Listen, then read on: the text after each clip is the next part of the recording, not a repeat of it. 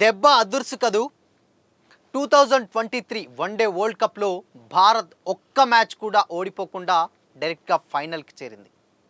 But ఫైనల్లో కంగారుల చేతుల్లో కంగు తిన్నది. 140 కోట్ల భారతీయుల కలని ఆస్ట్రేలియా చెరిపివేసింది. కట్ చేస్తే 2025 ఐసీసీ ఛాంపియన్స్ ట్రోఫీలో అదే సెమీస్లో ఇండియా ఆస్ట్రేలియాను ఓడించి ఇంటికి పంపించేసింది. సో మరి దీంట్లో కీలక పాత్ర పోషించినటువంటి విరాట్ కోహ్లీ నిజంగానే ఇప్పుడు సోషల్ మీడియాలో ఆ పేరు మరొక్కసారి ట్రెండింగ్గా మారింది. అటు శ్రేయస్ అయ్యర్, హార్దిక్ పాండ్యా, కేఎల్ రాహుల్ వీళ్ళందరూ కలిసి అక్షర్ పటేల్ వీళ్ళ పేర్లు చరిత్ర పుటల్లో అలానే నిలిచిపోతున్నాయి. ఎస్పెషల్లీ రోహిత్ శర్మ సరికొత్త రికార్డ్స్ని క్రియేట్ చేశాడు. అటు వన్డే వరల్డ్ కప్లో కానీ ఇటు ఐసీసీ ఛాంపియన్స్ ట్రోఫీలో కానీ కెప్టెన్గా. సో మరి ఆ విషయాలేంటో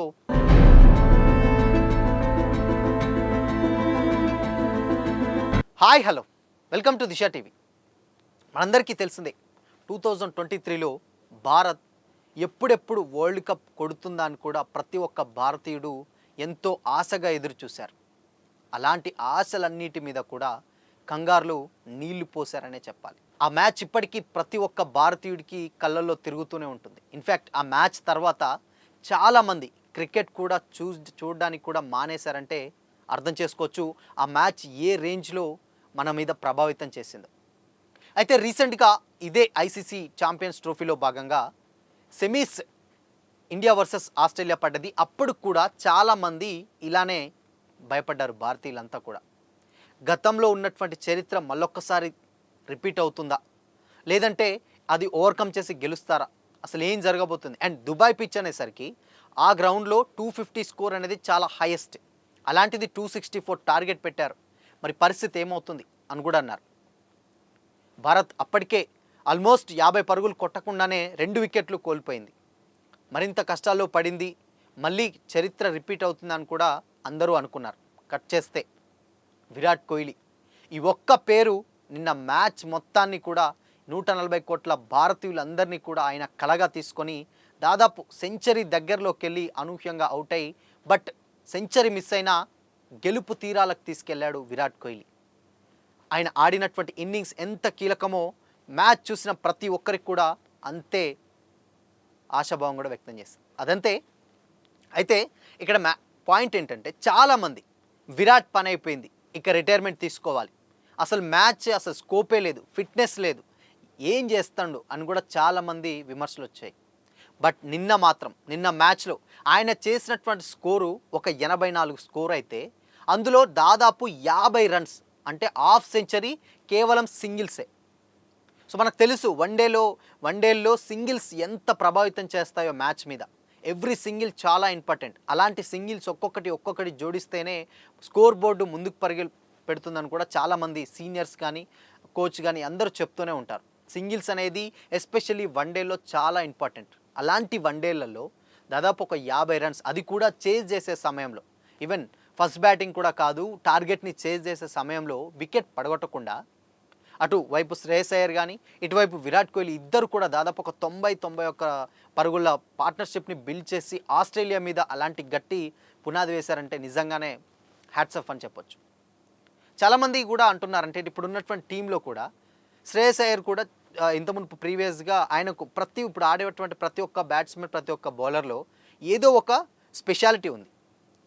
గతంలో ఎప్పుడైనా కానీ ఇండియా టీంలో టాప్ 4 అంటే 4th బ్యాట్స్మెన్ ప్లేస్ని యువరాజ్ తర్వాత ఎవ్వరు కూడా భర్తీ చేయలేరు అని కూడా చాలామంది కామెంట్స్ అయితే వినిపించాయి. బట్ ఆ ప్లేస్లో అంబట్ రాయుడు అనే క్యాండిడేట్ వచ్చారు అని కూడా అన్నారు. అది విరాట్ కోహ్లీకి ఆయనకు ఏదో పడదు, సో విరాట్ కోహ్లీకి అంబట్ రాయుడు నచ్చడు, సో అందుకనే ఆయనని బ్యాక్ స్టెప్ వేసి అంటే ఎదగనివ్వలేదు అని కూడా అప్పట్లో కొన్ని రూమర్స్ అయితే వచ్చాయి. అది వేరే విషయం. బట్ ఇప్పుడు మాత్రం విరాట్ కోహ్లీ తర్వాత ఆ రేంజ్ పర్ఫార్మెన్స్ ఇచ్చిన క్యాండిడేట్ ఎవరున్నారంటే శ్రేయస్ అయ్యర్. సో ఆయన ఆడే తీరు కూడా ప్రతి మ్యాచ్లో ఆయన 50స్కి కానీ 100స్కి కానీ అవన్నీ పక్కన పెడితే బట్ ఆయన ఆడేటువంటి స్కోరే, ఆయన ఆడేటువంటి ఇన్నింగ్స్ మ్యాచ్కి చాలా అంటే చాలా కీలకం. ఎందుకు అనంటే ఆయన 40 or 44, 50 ఇలా కొట్టినా కానీ మంచి స్పీడప్గా కొడతారు. బాల్స్ ఎన్ని ఉంటే రన్స్ అని ఉంటాయి, లేదంటే బాల్స్ తక్కువ ఉన్నా కానీ రన్స్ ఎక్కువ ఉంటాయి. స్లో మోషన్లో ఆడు బట్ స్కోర్ని మాత్రం అలా ముందుకు తీసుకెళ్తూ ఉంటాడు. అదొక నిజంగానే ఒక ఏమంటారు మనం అనుకుంటాం కదా, మిసైల్ అసలు ఉంటే ఉన్నది పోతే పోయింది అని కూడా అనే టైప్లో ఆయన చాలా బాగా, అంటే అట్లీస్ట్ మినిమం యావరేజ్ స్కోర్ అక్కడ సెట్ చేసి పెడతారు ఆయన వంతుగా. అండ్ దాని తర్వాత అక్షర్ పటేల్. సో మనకు తెలుసు అక్షర్ పటేల్ ఇంత మునుపు ఎస్పెషల్లీ బౌలర్, బట్ ఆయనని మిడిల్ ఆర్డర్లో దించడం అంటే అసలు నిజంగానే సాహసం అనే చెప్పాలి. ఇక్కడ ఇంకో పాయింట్ ఏంటంటే అక్షర్ పటేల్ ఉన్నంతసేపు చాలా ఫ్రీగా ఆడేసి వచ్చేస్తూ ఉంటాడు. ఆయన మీద పెద్ద ప్రెషర్ ఉండదు, ఎక్స్పెక్టేషన్స్ కూడా ఏ రేంజ్లో కూడా ఉంటాయో పెద్ద చెప్పనక్కర్లేదు. ఎందుకంటే ఓకే ఆడితే ఎస్ చాలా బాగా ఆడిండు అనే అప్రిషియేషన్ వస్తుంది, ఆడిపోయినా ఓకే నో ప్రాబ్లం ఉంటుంది. బట్ అలాంటి టైంలో ఆయన్ని దింపి చాలా ఫ్రీగా ఆడేసుకొని రా అని చెప్పడం అదొక ప్లస్ పాయింట్. కొడితే ప్లస్ అవుతుంది, లేదంటే ఇంకా నెక్స్ట్ బ్యాట్స్మెన్స్ ఉన్నారు. సో అది కూడా హార్దిక్ పాండ్యా, కేఎల్ రాహుల్ ఉన్నా కానీ అక్షర్ పటేల్ని ఆయన వాళ్ళకంటే ముందు దింపారంటే అర్థం చేసుకోవచ్చు మనం. అండ్ ఇక బౌలింగ్ విషయానికి వచ్చినట్లయితే బౌలింగ్ కూడా కంప్లీట్గా మన దాంట్లో వరుణ్ చక్రవర్తి అనే బౌలర్ మనందరికి తెలిసిందే. బట్ ఆ బౌలర్ ఆయన వేసే బౌలింగ్ ఏంటంటే అటు కంప్లీట్గా ఫాస్ట్ బౌలింగ్ కాదు, అటు స్పిన్ను కాదు, ఒక మధ్య రకంగా ఈ 2 వేళ్ళని ఏవైతే ఈ 2 వేళ్ళు ఉంటాయో ఆ వేళ్ళతోటి వేసేటువంటి బౌలింగ్ చాలా different bowling. Last match Pakistan మ్యాచ్లో కూడా చాలా మంచి ఇన్నింగ్స్ ఆడాడు, అది వేరే విషయం. దాని తర్వాత మళ్ళీ నిన్న ఆస్ట్రేలియా మీద హెడ్ ట్రావిస్ హెడ్, మనకు తెలుసు భారత్ అంటేనే చాలా విరుచుకుపడి ఆడుతూ ఉంటాడు ట్రావిస్ హెడ్. అలాంటి ఒక ట్రావిస్ హెడ్ని ఈజీగా క్యాచ్ అవుట్ చేసి అక్కడ ఒక మంచి కీ పాయింట్ని తీసుకురావడం అంటే ఏంటంటే మ్యాచ్ మలుపు తిప్పాడని కూడా చెప్పొచ్చు. ఎందుకంటే అలాంటి బ్రేక్ త్రూ అనేది చాలా అవసరం ఆ టైంలో ఇండియాకి. సో స్కోర్ బోర్డ్ ఆల్రెడీ పరుగులు పెడుతున్న టైంలో వచ్చి ఆ స్కోర్స్కి బ్రేక్ వేసి వికెట్ అయితే తీశారు. అండ్ షమీ గారి గురించి ప్రత్యేకంగా చెప్పనక్కర్లేదు, ఆయన బౌలింగ్ పర్ఫార్మెన్స్ తెలుసు. హార్దిక్ పాండ్యా గారు చాలా బాగానే వేశారు.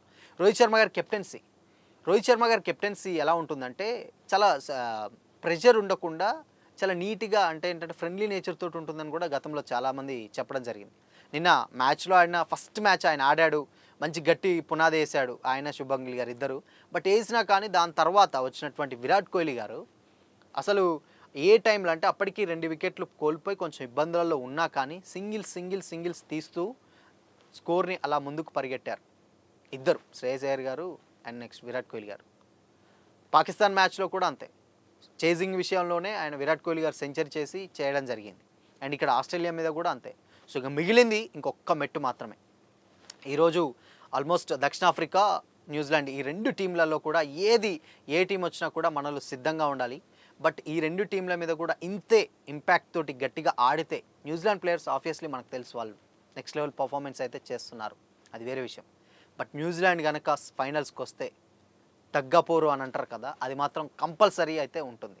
ఏదేమైనా విరాట్ కోహ్లీని ట్రోల్ చేసిన వాళ్ళు, అదేవిధంగా మిగతా ఉన్నట్టు టీంలో ఉన్నట్టు కుల్దీప్ యాదవ్ గారు, వీళ్ళందరినీ కూడా ఆల్మోస్ట్ ఉన్న బ్యాట్స్మెన్స్ అందరినీ కూడా ఏ విధంగా అంటే ఎస్పెషల్లీ చాలామంది విరాట్ కోహ్లీ గారిని ఎక్కువగా ట్రోల్ అయితే చేయడం జరిగింది. బట్ ఆ ట్రోల్ చేసినటువంటి నోర్లే ఈరోజు మూసుకోవాల్సిన పరిస్థితి డెఫినెట్గా కనిపించింది. ఆయన ఆడే తీరు కానీ, ఆయన స్టేబిలిటీ కానీ, బ్యాటింగ్లో ఆయన ప్రదర్శించిన తీరు అందరినీ కూడా చాలా అంటే చాలా ఆకట్టుకుంది. ఒక ఎండ్లో వికెట్లు 2 పడ్డా కానీ స్కోర్ని ముందుకు తీసుకెళ్తూ మెల్లిమెల్లిగా సింగిల్స్ డబుల్స్ తోటి ఆడుతూ ఆ స్కోర్ని చేసి 84 దగ్గర జట్టుకి డెఫినెట్గా ఒక గెలుపుని ఆయన చాలా గిఫ్ట్గా ఇచ్చారు అని కూడా చెప్పొచ్చు. ప్లేయర్ ఆఫ్ ది మ్యాచ్గా కూడా నిలిచారు. ఆయన పర్ఫార్మెన్స్ ఏ రేంజ్లో ఉంది. అవతల పక్క స్మిత్ గారు బాగానే ఆడారు, వీళ్ళందరూ ఇంకొక బ్యాట్స్మెన్ ఆయన ఒక హాఫ్ సెంచరీ అయినా కానీ ఇక్కడ మన స్కోర్ మాత్రం వీళ్ళిద్దరు అయ్యర్ గారు అండ్ మెయిన్గా విరాట్ కోహ్లీ గారు, వీళ్ళిద్దరు మాత్రం చాలా అంటే చాలా బాగా ఆడారు. సో అది వేరే విషయం. బట్ ఫైనల్స్లో హోప్ డెఫినెట్గా ట్రోఫీ కొడుతుందనే అనుకుందాం. All the very best to team India.